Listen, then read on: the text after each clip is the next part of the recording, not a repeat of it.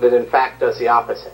So free market advocates end up siding with business when the business has the opposite legislative agenda, and people who distrust major concentrations of corporate power end up supporting greater regulations when that has the opposite effect.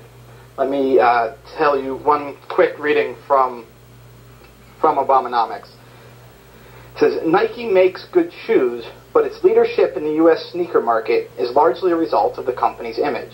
Michael Jordan, Tiger Woods, well, I wrote this book a couple months ago, but Michael Jordan, Tiger Woods, the trademark swoosh for Nike, image may not be everything, but it's the biggest thing. So when Nike gave up its seat on the U.S. Chamber of Commerce in protest over the Chamber's opposition to Waxman-Markey, it would have been easy to conclude the company was simply burnishing its green image. After all, the firm had already invested a small fortune to replace the sulfur hexafluoride, which is a very potent greenhouse gas, in its Nike Air shoes with nitrogen. But some inconvenient facts belie Nike's green image. Namely, Nike emissions from its manufacturing and logistics, according to an annual report, went up 62% from 1998 to 2005. That's because Nike is making a vast majority of its apparel overseas, primarily in Asia, and shipping it, and their plants don't have the sort of environmental controls that American plants do. Conveniently, all these factories will be unaffected by legislation currently before Congress. The Waxman-Markey bill is one of them, in the name of global warming.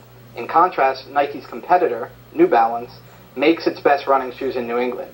So Waxman-Markey would regulate New Balance's emissions, but not Nike's.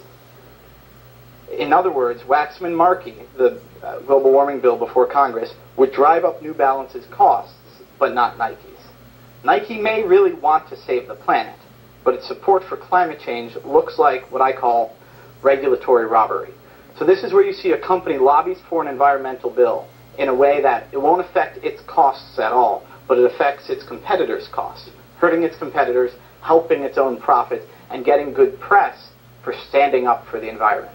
At this point, a lot of environmentalist types say, well, why should I care if it's good for the planet and Nike's making a profit off of it? How does that affect me? I'll bring up another example then. Alcoa used to be called the Aluminum Company of America.